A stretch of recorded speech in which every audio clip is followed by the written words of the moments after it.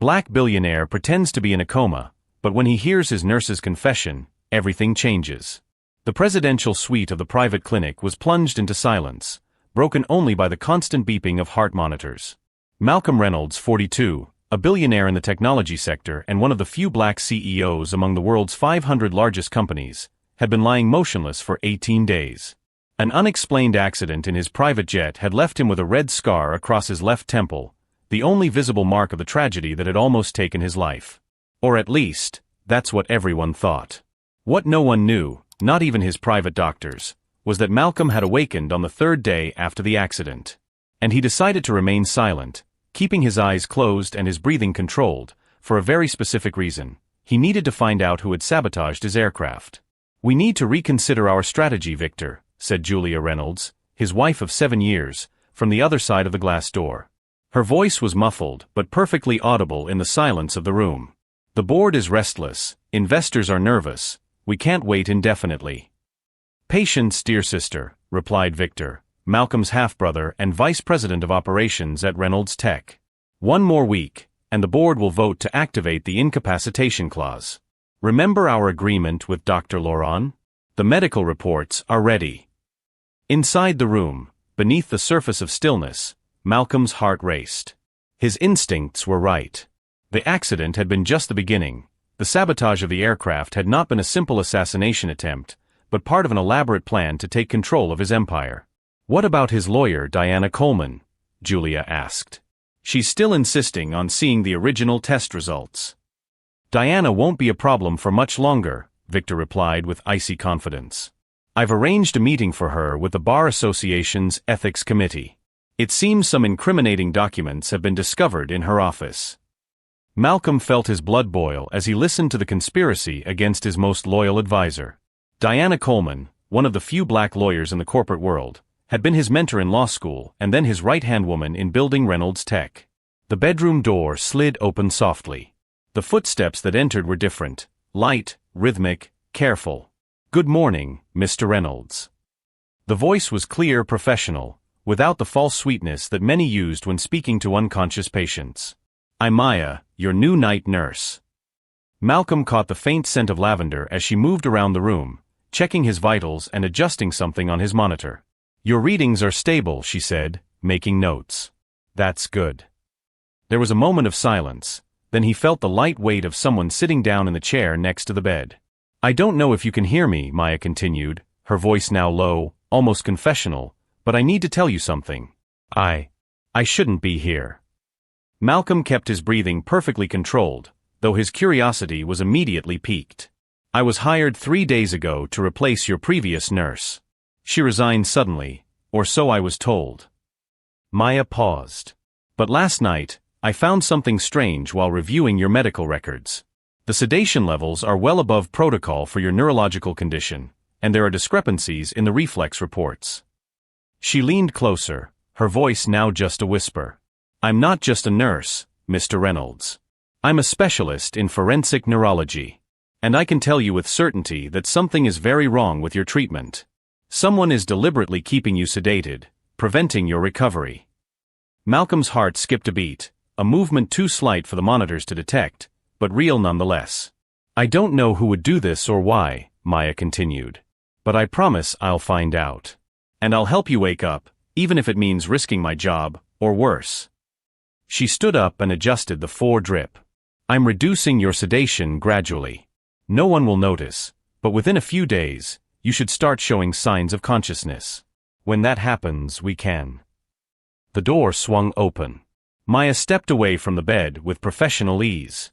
"Just checking vital signs, as requested, Dr. Laurent," she said, her tone completely transformed.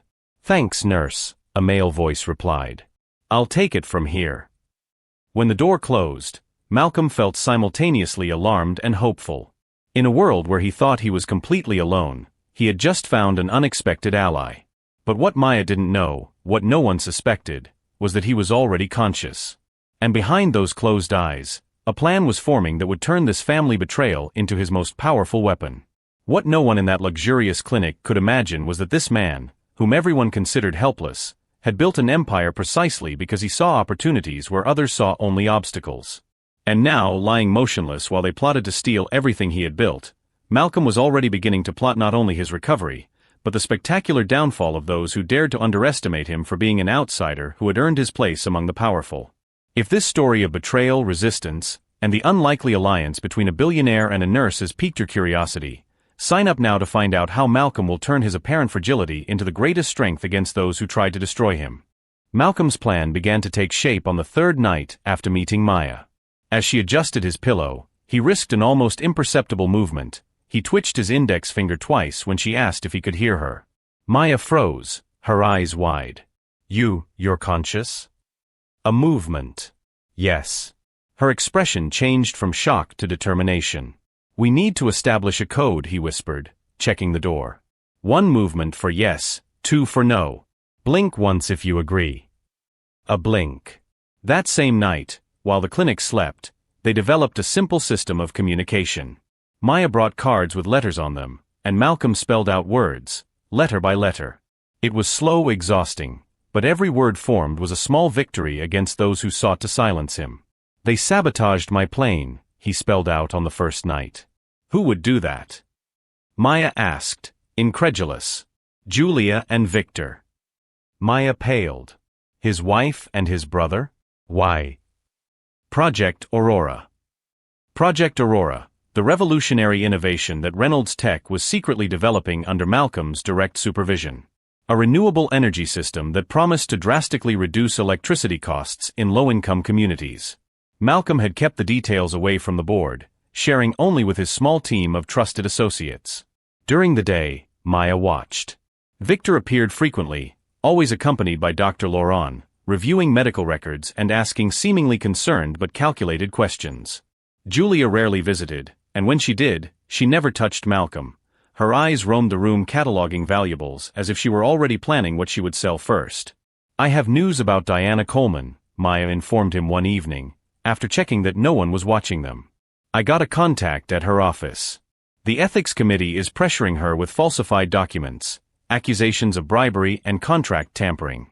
All fabricated, of course. Malcolm flashed a quick glance, anger evident even in his state of forced immobility. Don't worry, Maya smiled confidently. I've already sent her an anonymous message warning her about the charges. Diana is brilliant, she'll see right through the setup. Meanwhile, Victor was moving forward with his plan. Maya managed to record a conversation between him and Dr. Laurent in the hallway. The board will vote next week, Victor said, checking his gold watch. We need the final neurological report confirming permanent brain damage. It's almost ready, Laurent replied, his voice low and nervous. But the night nurse has been asking a lot of questions. She checked the previous records.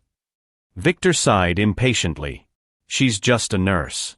If she causes problems, fire her. What neither of them suspected was that Malcolm wasn't just listening, he was regaining his strength. Under Maya's careful guidance, he performed small exercises when no one was looking, flexing muscles, moving fingers, strengthening himself for the right moment. On the 6th night, Maya brought an unexpected visitor. I have someone here who needs to see you, she whispered, closing the door quietly behind her. I trust her completely. A stern-looking woman approached the bed, studying Malcolm critically. Mr. Reynolds, I'm Dr. Chun, a specialist in forensic neurology. Maya came to me concerned about your case. She looked at Maya. Close the curtains and lock the door. For 30 minutes, Dr. Chun examined Malcolm discreetly, without equipment that would alert the clinic staff. As we suspected, she finally declared. There is no permanent neurological damage. The prolonged sedation is criminal, he's being kept in this state artificially. We need hard evidence, Maya argued. Something that can't be challenged in court. I have an idea, Dr. Chun replied, opening her briefcase. But it's risky, and we'll need Mr. Reynolds' full cooperation. The next morning, Victor entered the Reynolds Tech executive boardroom with a triumphant smile. The board was assembled, 12 men and women in impeccable suits, ready to vote on the temporary transfer of power. Ladies and gentlemen, he announced, handing out documents. As you can see from the medical report, my brother has unfortunately suffered irreversible brain damage. Dr. Laurent recommends that we take decisive action to stabilize the company's leadership.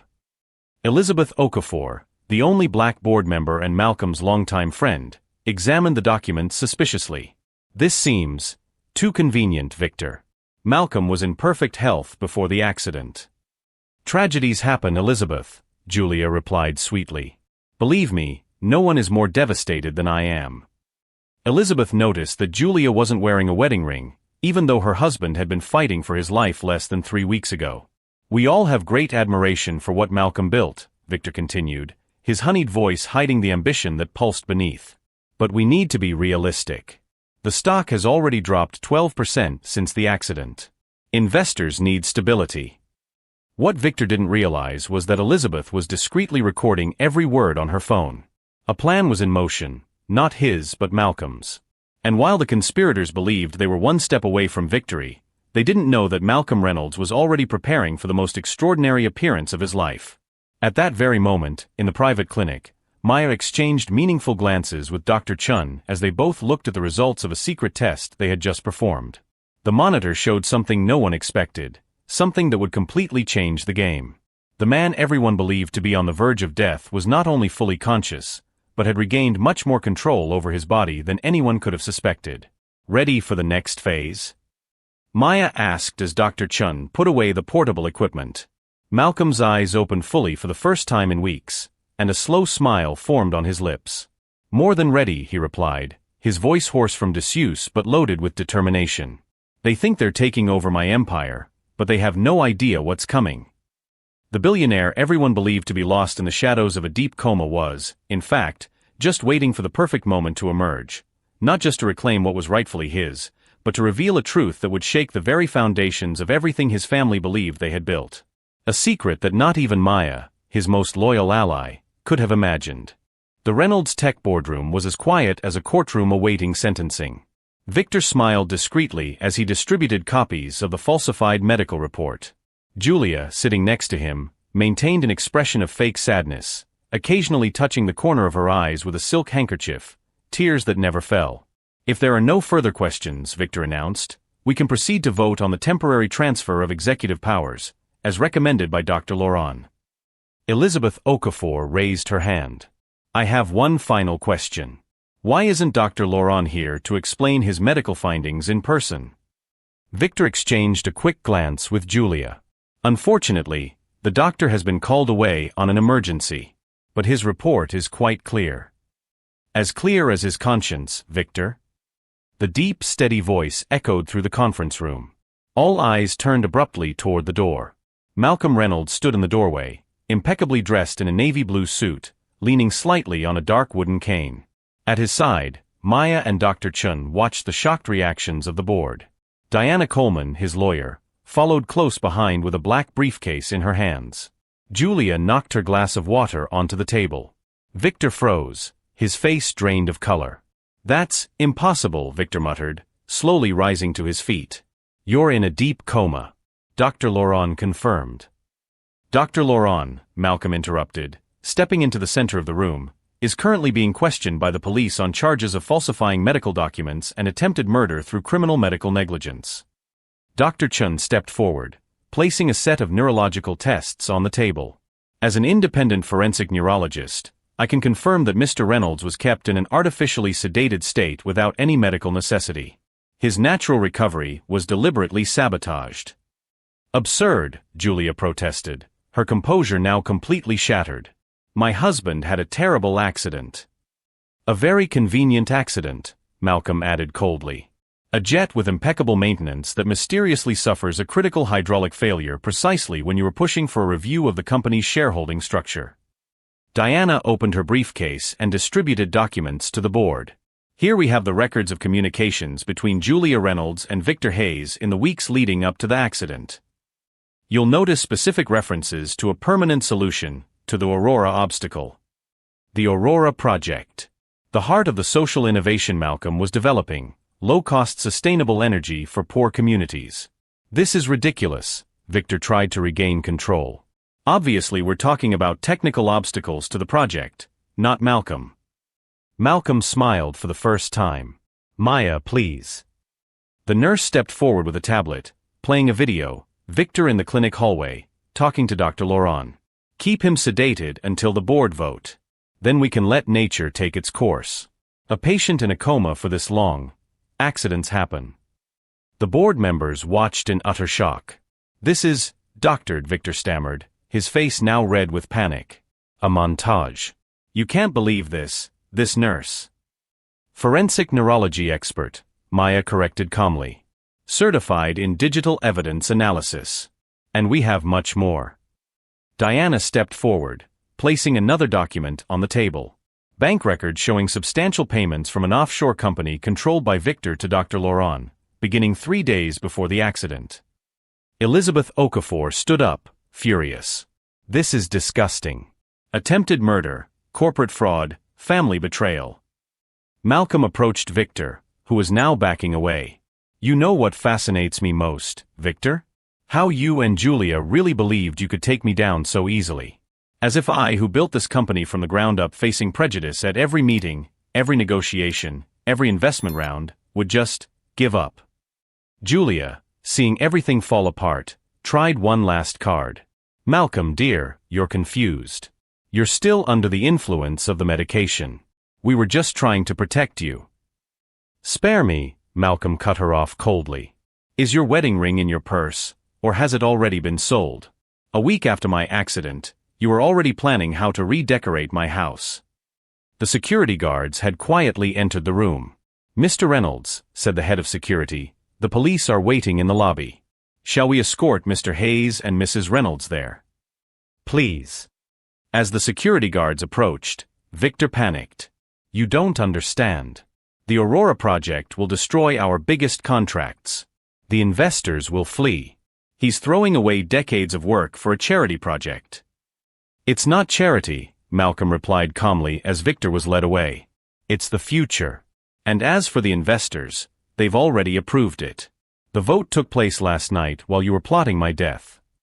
When the room emptied, leaving only the stunned board, Malcolm finally sat down in the chair Victor had occupied minutes earlier. For a moment, exhaustion was visible on his face. I thought we were losing you, Elizabeth whispered, squeezing his shoulder. I would have been lost, Malcolm replied, looking at Maya, if it weren't for someone who refused to be an accomplice to an injustice, even when it would have been easier to remain silent. What no one in that room could have imagined at that moment was that the conspiracy against Malcolm Reynolds had revealed something much deeper than a simple family betrayal. Behind the smiles of relief and congratulations, an even more disturbing truth awaited, one that connected the assassination attempt to a circle much broader and more powerful than just Victor and Julia. The justice of that day was only the first move in a much larger game, where the true motivations for silencing Project Aurora would involve some of the most influential names in the country. And as Malcolm watched Maya talking to Diana, one question lingered in his mind. How far would the loyalty of this woman who risked everything for a comatose stranger go? The answer, he would soon discover, would change not only his empire, but his entire understanding of trust, power, and the true meaning of family. 6 months had passed since that explosive board meeting. Reynolds Tech headquarters had been transformed, not just physically, with the Aurora project's solar panels gleaming on the roof, but in its fundamental purpose. Malcolm watched the city from the window of his redesigned office. That morning's newspapers reported the final sentence. Victor Hayes, convicted of attempted murder and corporate fraud, sentenced to 15 years. Julia, his ex-wife, had taken 8 years after a plea bargain. Dr. Laurent had lost his medical license and was awaiting a separate trial. You need to see this, said Maya, entering the room with a tablet. The video showed children in a public school in a poor neighborhood testing the new lights powered by the Aurora system. The first pilot project is working perfectly. A 78% reduction in energy bills. Malcolm smiled. What about the investors? Still nervous about our social turnaround? Nervous? The stock is up 42% since the announcement of the national rollout. Looks like doing good can be profitable after all. Elizabeth Okafor entered, followed by Diana Coleman, now Reynolds Tech's chief legal officer. The foundation is officially established, Elizabeth announced, placing the final documents on the table. The Reynolds Ellis Foundation for Ethics in Healthcare. Malcolm noticed Maya's surprised look when she heard her last name linked to his. You saved my life, he explained simply. Your name deserves to be there. I still can't believe you did that, Maya shook her head. allocating 30% of the Aurora project's profits to reform ethical practices in hospitals. Each participating hospital implements safety systems for vulnerable patients, Diana added. Password-protected cameras in critical care rooms, double-checking of medications, independent external ombudsman. By the way, Elizabeth interrupted, do you know who called me today? Victor. From prison. Malcolm raised his eyebrows. And what did our dear conspirator want? To negotiate, believe it or not. He said he has information about other executives involved in sabotaging the Aurora project. Apparently, his plan had more participants than we thought. Big names in the traditional energy industry. Malcolm didn't seem surprised. I always knew there was more to that conspiracy. Victor didn't have the intelligence to orchestrate it all by himself. Do you want me to arrange a visit? Asked Diana. No, Malcolm replied, turning back to the window. Leave him where he is. The truth has a way of emerging on its own, in its own time. Later that day, Malcolm and Maya walked through the company's new research center. Young scientists from diverse backgrounds worked on advanced prototypes of the Aurora system. You know what impresses me most? Maya commented, watching the team. It's not the technology, it's the culture change. Half of these researchers would never have had a chance in a traditional corporation. Malcolm nodded. When you're on the floor, like I was in that hospital bed, you realize who really cares and who just pretends. That experience taught me to judge people by their character, not their appearance or credentials. You could have just moved on after getting your company back, Maya observed. Why bother changing everything? Malcolm paused, staring at her seriously. Because I discovered something in that hospital room. Power without purpose is empty. Victor and Julia had everything, money, status, influence, and yet they wanted more, to the point where they tried to kill me for it. And me. Malcolm continued. I built a technology empire, broke barriers as a black man in a hostile corporate world, but for what? It took me nearly dying to understand that true success isn't just about what we achieve, but what we build for others. On the way back to the office, they stopped in front of a new addition to the main lobby, a glass plaque engraved with a quote. True strength isn't how much power you accumulate, but how you respond when that power is threatened. It is in our moments of greatest vulnerability that we discover our true essence. Maya smiled as she recognized her own words, spoken to Malcolm during one of those nights at the clinic. Who would have thought, she murmured, that a temporary nurse and a billionaire supposedly in a coma would change so many lives? Malcolm took her hand gently. We're not done yet. We're just getting started. That night, while Victor contemplated the gray walls of his cell and Julia tried to adjust to life in federal prison, Malcolm and Maya finalized plans for the largest expansion of Project Aurora, bringing affordable energy to historically neglected communities on 3 continents. The conspiracy to destroy Malcolm Reynolds had not only failed, it had catalyzed a transformation no one could have predicted. His near-death experience reborn him with a higher purpose, proving that sometimes we need to lose everything to discover what really matters. This story reminds us that our greatest strength does not lie in the power we hold, but in the integrity with which we use it. That behind the greatest injustices can be born the most powerful transformations, if we have the courage to turn our suffering into purpose. If this story of betrayal, resilience, and redemption touched your heart, subscribe to our channel for more stories that show how the darkest moments of our lives can become the prelude to our greatest impact on the world.